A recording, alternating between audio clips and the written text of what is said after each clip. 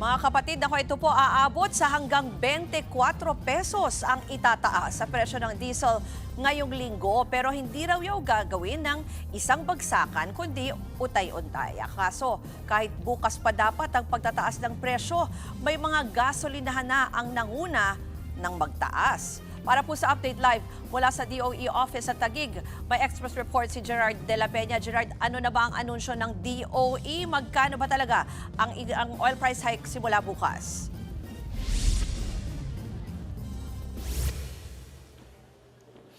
Tama, Ruth, simula nga bukas ay magpapatupad na yung ilang kumpanya ng langis ng staggered o utay-utay na price increases sa iba't ibang produktong petrolyo. And when I say ilan, ibig sabihin nito, piling-pili lang talaga itong mga napaulat na gagawing staggered ang increases natin simula bukas. Ruth, ang Petron, Shell, Chevron, Jetty, Total at Sea Oil ang magpapatupad nitong staggered increases. Naglalaro sa 17 hanggang 24 pesos ang kada litrong dagdag ngayong linggong ito. Sa ganitong sistema, magpapatupad bukas ng dagdag presyo na magtutuloy-tuloy hanggang sa mga susunod na araw hanggang mabuo itong 17 hanggang 24 pesos. Sabi ng Department of Energy, dapat ay bukas pa magsisimula ang mga kumpanya ng langis kasama na ang kanilang mga franchise holders sa pagpapatupad ng price hikes. Kaya naman, nahainan ng show cause order ang mahigit 50 gas stations kanina. Halos siyam na po pa ang nareklamo na kasalukuyang bine-verify pa ng ahensya. Ang isang gas station niya sa Pasig, Ruth, umabot na sa 74.50 ang kada litro o mahigit 50% ang itinaas ng kada litro ng diesel. Dalawang gas stations din sa Commonwealth ang sinilip kanina ni Energy Undersecretary Wimpy Fentabella kung saan mahigit 40% ang itinaas ng kanilang presyo.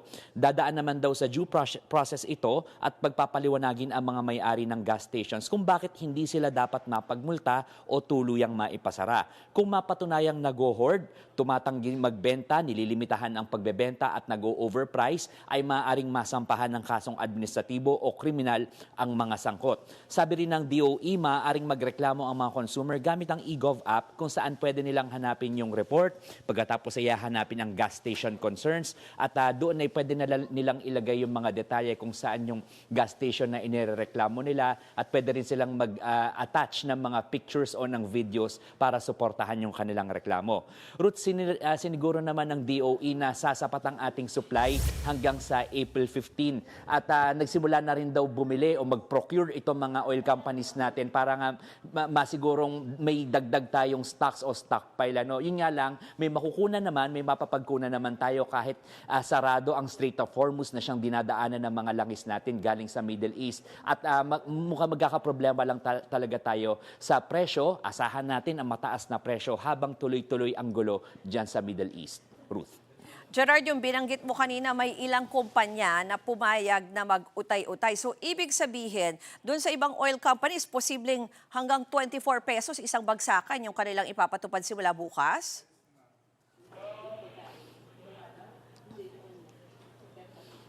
Oo, tama, Ruth. Hindi naman kasi mandated o hindi obligado yung mga oil companies na gawin itong staggered price increases na ito.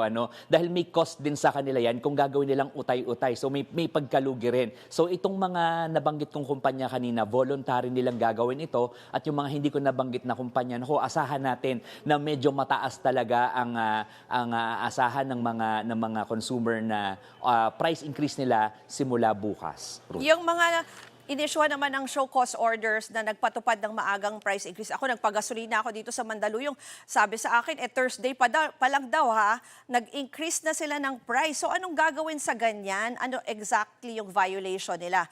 At pag inisyuhan ng show cause order, anong mangyayari dun sa gasolinahan?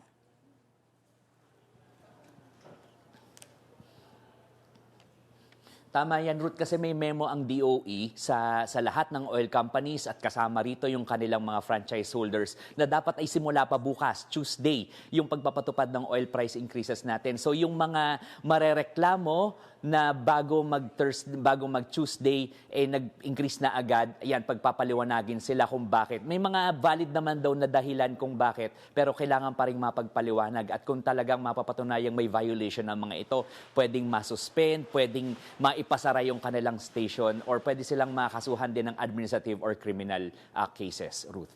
bukod dyan, pakiulit lang, sabi mo pwedeng magreklamo no, dito sa DOE portal. Pakiulit yung proseso at ano ba yan, umaasa ba na ma-actionan agad?